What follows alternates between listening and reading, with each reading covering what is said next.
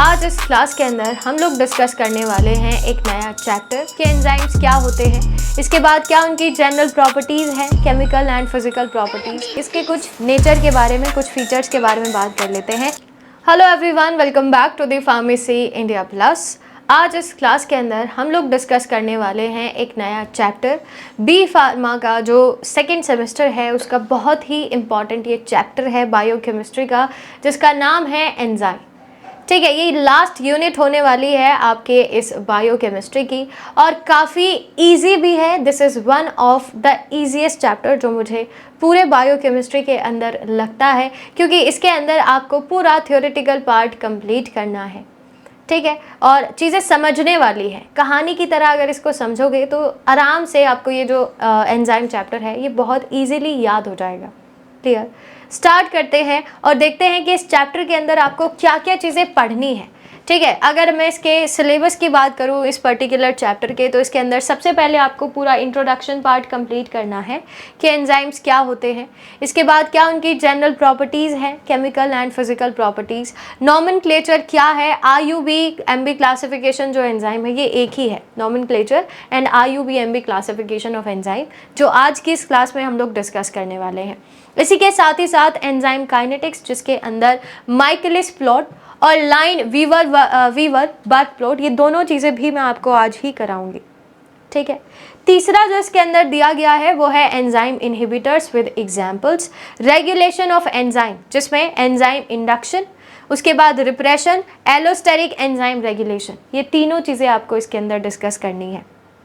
फिर उसके बाद है therapeutic and diagnostic applications of enzyme and iso enzyme, क्या इनके थेरेपेटिक यूजेस होते हैं, डायग्नोस्टिक एप्लीकेशंस होती हैं, यानी थेरेपेटिक और फार्मास्यूटिकल इंडस्ट्रीज़ में कैसे एंजाइम्स और को एंजाइम्स को यूज़ किया जाता है, ये आपको कवर करना है। और को एंजाइम्स, उसके बाद उनके स्ट्रक्चर एंड बायोकेमिकल फंक्शंस के बारे में आपको पढ़ना है।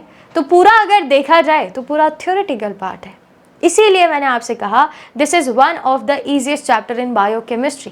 क्लियर, तो स्टार्ट करते हैं और देखते हैं कि जो आपके एंजाइम्स हैं वो एक्चुअली होते क्या हैं। देखिए, आपको ऐसे याद रखना है कि ये होते हैं व्हीकल। क्लियर, अगर आपको अपने घर से कहीं भी जाना है तो आपके पास दो रास्ते हैं, या तो आप किसी ट्रांसपोर्टेशन का यूज़ कर लें या फिर आप पैदल चले जाएं।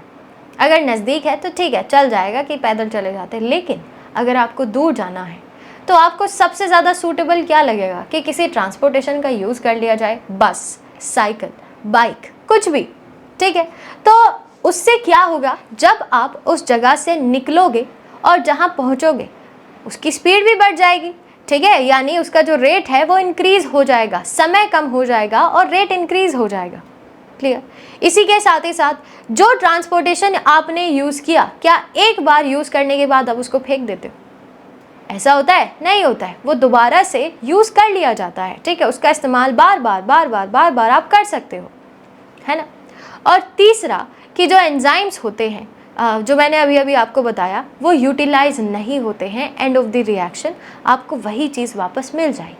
ठीक है, और यही सारी की सारी चीज़ें प्रॉपर्टीज़ हैं एंजाइम्स की भी। एंजाइम्स होते हैं बायोलॉजिकल कैटलिस्ट। कैसे? देखो, सबसे पहली चीज़, एंजाइम्स आर बायोलॉजिकल कैटलिस्ट। अब जो मैंने आपसे कहा बस इसी को ध्यान से सुनते जाइएगा। Act as biological catalyst. Biological का मतलब होता है लिविंग। ठीक है, बायोलॉजिकल का मतलब है लिविंग और कैटलिस्ट का मतलब है वो चीज़ें जो रिएक्शन की रेट को बढ़ाएं, है ना। यही तो काम होता है एंजाइम्स का। इनका काम है रेट ऑफ द रिएक्शन को कम इंक्रीज करना। अच्छा, कभी आपने सोचा है कि इंक्रीज कर तो रहे हैं लेकिन कैसे? आप अपने घर से निकले थे, बस आपको लेकर जा रही है, समय कम लग रहा है आपको एक जगह से दूसरी जगह जाने में, लेकिन क्यों? क्योंकि उस बस की स्पीड आपसे ज़्यादा है। ठीक है, यहाँ भी कुछ ना कुछ रीज़न तो होगा। ये रिएक्शन की रेट को बढ़ा तो रहे हैं, लेकिन कैसे? क्योंकि इनका मेन काम होता है एक्टिवेशन एनर्जी को कम करना। ठीक है, तो ये रिएक्शन की रेट को इंक्रीज तो करते हैं बाय लोअरिंग एक्टिवेशन एनर्जी। अब ये एक्टिवेशन एनर्जी है क्या? देखो, एक्टिवेशन एनर्जी वो अमाउंट ऑफ एनर्जी होता है, वो मिनिमम अमाउंट ऑफ एनर्जी होता है जो एक सबस्ट्रेट को प्रोडक्ट में कन्वर्ट होने के लिए चाहिए ही चाहिए। तो अगर मैं मिनिमम अमाउंट को और मिनिमम कर दूं तो सिंपल सी बात है कि आप कम एनर्जी में भी रिएक्शन कर सकते हैं, सबस्ट्रेट को प्रोडक्ट में कन्वर्ट कर सकते हैं। ठीक है, this is the main function of enzyme.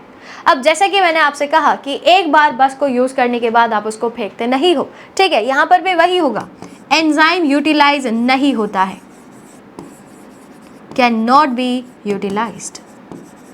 ठीक है, मतलब ये है कि आपको end of the reaction as it is enzyme मिल जाता है।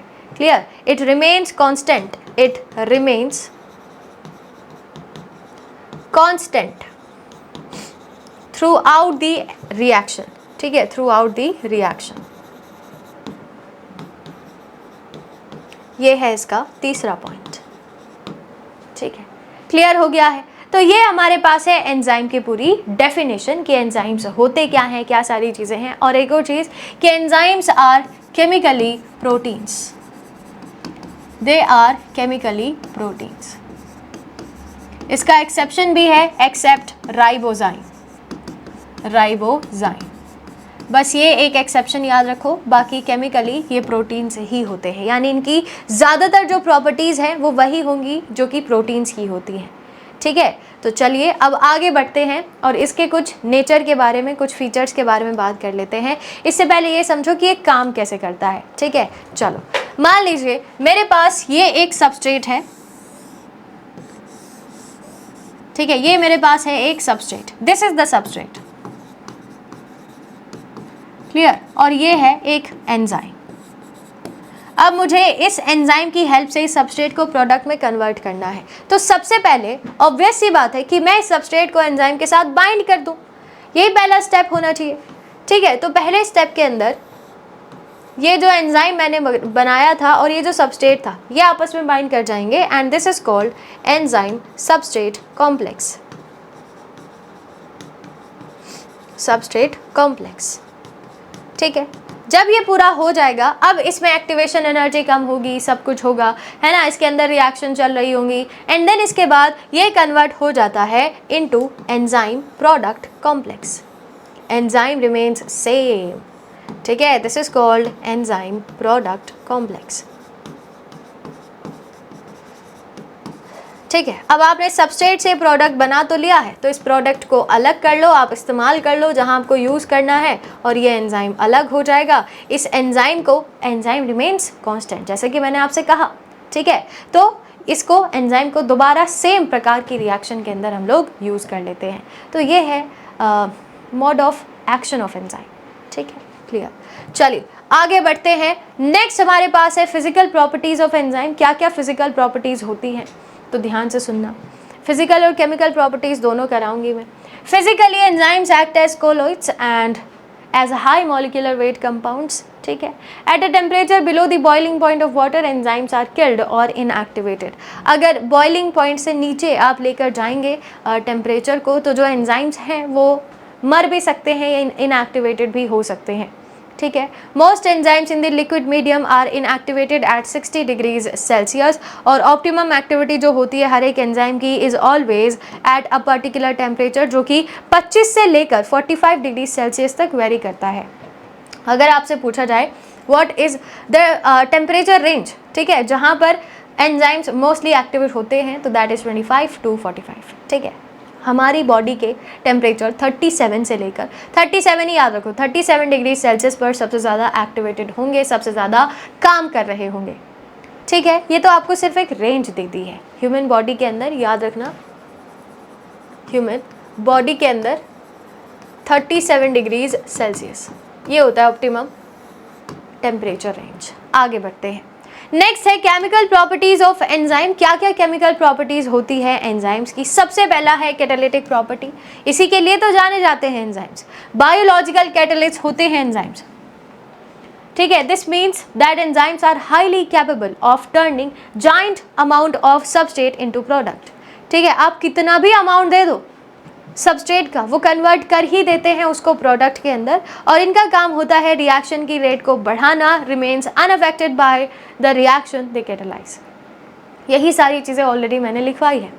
दूसरा पॉइंट इंपॉर्टेंट है, एंजाइम्स स्पेसिफिसिटी, मतलब एंजाइम्स आर हाईली स्पेसिफिक, ठीक है, हाईली स्पेसिफिक होते हैं। अच्छा, ये आप मुझे इसी एक डायग्राम से समझा सकते हो, ठीक है। देखो, मान लो मेरे पास ये एक एंजाइम है, ठीक है, और इसके दो सबस्ट्रेट हैं, एक तो ये और एक ये, क्लियर, ये सबस्ट्रेट ए और ये सबस्ट्रेट बी। क्या आप मुझे ये बता सकते हैं कि ये जो एंजाइम है ये किसके साथ बाइंड करेगा, इसके साथ या इसके साथ? क्लियरली दिखाई दे रहा है कि इसके साथ ये बाइंड कर जाएगा। तो एंजाइम्स हाईली स्पेसिफिक होते हैं अपने सबस्ट्रेट को लेकर, उनकी शेप और साइज की वजह से। उनकी एक्टिव साइट की जो शेप होगी, जो साइज होगा, उसी के अकॉर्डिंग ही सबस्ट्रेट बाइंड होता है, ठीक है। इसीलिए कहा जाएगा कि enzymes are highly specific to their substrate. Enzymes are extremely variable in nature, which means that a specific enzyme can catalyze a specific reaction. For example, amylase सिर्फ स्टार्च के लिए काम करता है, ठीक है। पेप्सिन सिर्फ प्रोटीन के लिए काम करता है। लाइपेज सिर्फ लिपिड के लिए काम करता है। अगर मैं लाइपेज से ये कह दूं कि आप जरा स्टार्च को जाकर कैटालाइज कर लो, तो क्या वो कर पाएगा? नहीं, क्योंकि उसकी रिएक्शन वो है ही नहीं। वो एक स्पेसिफिक टाइप ऑफ रिएक्शन को ही परफॉर्म कर सकते हैं, उसको कैटालाइज कर सकते हैं। Only sucrose hydrolysis can be catalyse bye enzyme sucrase. यही मैंने एग्जाम्पल आपको अभी अभी लिखवाए हैं, ठीक है। चलिए, तो ये तो हो गई प्रॉपर्टीज और इसका इंट्रोडक्शन। नेक्स्ट बहुत इंपॉर्टेंट है, classification of enzyme according to IUB and MB, ठीक है। तो ये अब पढ़ना है। International union of biochemistry and molecular biology के अकॉर्डिंग जो एंजाइम्स है वो 6 टाइप्स के होते हैं, 6 क्लासेस में इसको हम क्लासिफाई करते हैं। तो यहीं पर ही नॉमेनक्लेचर भी पढ़ना है हमको और सारी चीज़ें करनी है, ठीक है। चलो, 6 टाइप्स हैं, जिसमें सबसे पहले आपको पढ़ना है OTHLIL।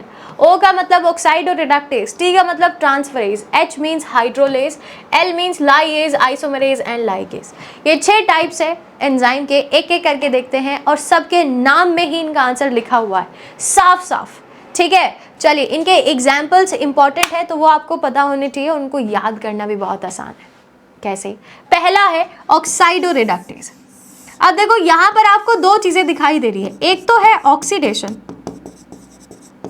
ठीक है, और दूसरा है रिडक्शन। तो क्या मैं कह सकती हूं, एक ऐसा एंजाइम जो ऑक्सीडेशन और रिडक्शन रिएक्शंस को, यानी रिडॉक्स रिएक्शन को कैटालाइज करता है, वो ऑक्साइडो रिडक्टेज है। क्या मैं कह सकती हूँ? आप कहोगे हाँ, ठीक है। catalyzes the oxidation reactions where the electrons tend to travel from one form of a molecule to the other.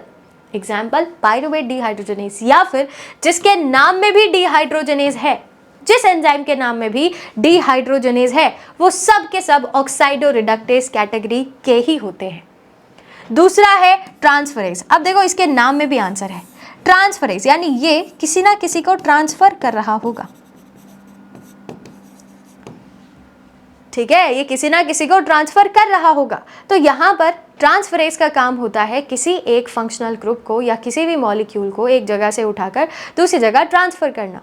The transferase enzyme help in the transportation of the functional group among acceptors and donor molecule. Examples is amino transferase. Transamination याद है, protein metabolism में पढ़ा था, वहाँ पर मैंने आपको trans अमीनेशन कराया था, जहाँ पर एंजाइम यूज हुआ था ट्रांस अमीनेज या अमीनो ट्रांसफरेज, अमीनो ट्रांसफरेज, ठीक है। ये एग्जाम्पल्स है ट्रांसफरेज के, इनके नाम में ट्रांसफरेज होगा। Third is hydrolase. Hydro means water, ठीक है, हाइड्रो का मतलब होता है पानी, H2O, ठीक है। अब हाइड्रोलेसिस का काम होता है आपकी बॉडी की रिएक्शंस को परफॉर्म करना। आपकी बॉडी में जितनी भी डाइजेस्टिव रिएक्शंस होती हैं वो सब हाइड्रोलेज की हेल्प से होगी। यहाँ क्या हो रहा है, यहाँ पर हम पानी को ऐड करके बॉन्ड तोड़ रहे हैं या बॉन्ड को ऐड करके पानी रिमूव कर रहे हैं, ठीक है, आपकी बॉडी में जितनी भी रिएक्शंस होती हैं वो सब हाइड्रोलाइसिस ही है। एंजाइम कौन कौन से? पेप्सिन है, ट्रिप्सिन है, अमाइलेज है, ठीक है, अमाइलेज है, बहुत सारे एग्जाम्पल है, लाइपेज, ये सब हाइड्रोलेज के एग्जाम्पल है।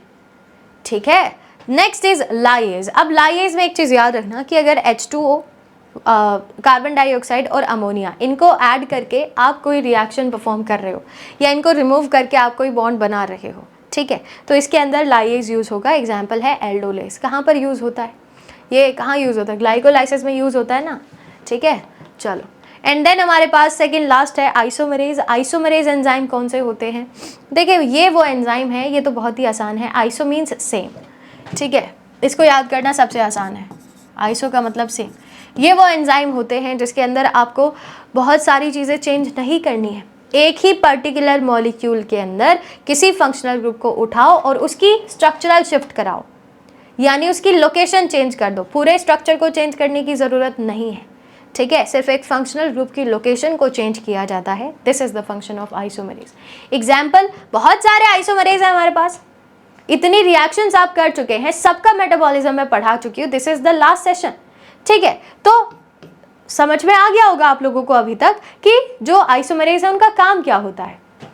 The isomerase enzyme catalyses the structural shift, जो एक ही मॉलिक्यूल के अंदर प्रेजेंट होंगे, ठीक है, जिससे उसकी शेप चेंज हो जाए, बाकी कुछ चेंज नहीं करना है। इसके बाद लास्ट है लाइगेज। लाइगेज का काम होता है जोड़ना, ठीक है, लाइगेज का काम होता है चीज़ों को जोड़ना। लाइगेज एंजाइम का काम होता है किसी टूटी हुई चीज़ों को जोड़ना, ठीक है, जैसे कि डीएनए लाइगेज। अभी इससे पहले चैप्टर के अंदर ही हमने पढ़ा, रेप्लिकेशन में ओकाज़ाकी फ्रेगमेंट्स को जोड़ने का काम होता है डीएनए लाइगेज का, तो वो एग्जाम्पल है डीएनए लाइगेज, ठीक है। तो ये है क्लासिफिकेशन आपके एंजाइम्स का, जो बहुत ही ईजी है, ठीक है। तो चलिए फिर आज की इस क्लास के अंदर इतनी ही चीज़ें रखते हैं, जिसके अंदर हम लोगों ने इंट्रोडक्शन, फीचर्स और chemical physical properties and nomenclature और क्लासिफिकेशन और एंजाइम कर लिया है। अब इसके आगे का जो चैप्टर है वो हम नेक्स्ट क्लास के अंदर डिस्कस करेंगे, जिसके अंदर माइकलिस मेंटन इक्वेशन और भी बाकी सारी चीज़ें होंगी। तो मिलते हैं फिर अगली क्लास में, तब तक के लिए stay tuned with pharmacy India plus. Thank you.